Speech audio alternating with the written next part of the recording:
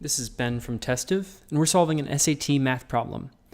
This problem says, if Mike can do a job in 8 days, and Kathy can do the same job in 12 days, how many days would it take the two people working together to complete the job?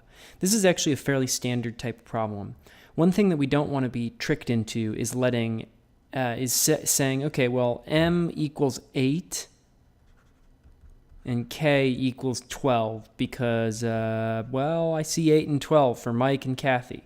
No, we don't want to let ourselves be tricked into doing that, because actually we're saying that Mike does a job in 8 days. So if we have one job, then Mike does 1/8 of that job per day. And Kathy does 1/12 per day, because if it takes 8 days and 12 days respectively, that's how long it takes that's how much of the job each of them do in one day. And we want to know how many days will it take if they're working together. So we can think of it like, okay, we're working towards one whole job. Well, on day one, how much does Mike do and how much does Kathy do?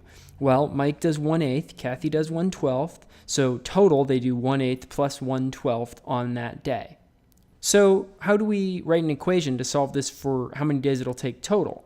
Well, we would say that 1, because we're solving for one job, equals 1/8 plus 1/12.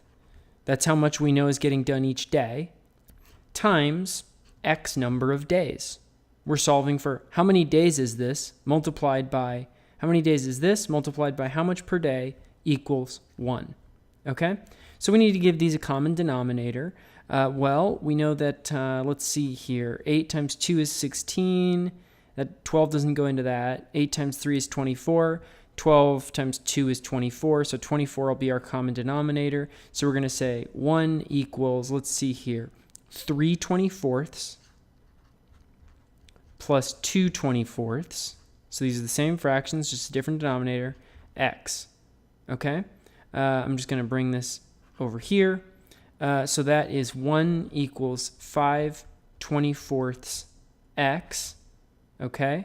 So then if we want to solve for x, then we're just going to say x equals, we're going to multiply both sides by 24. 5x,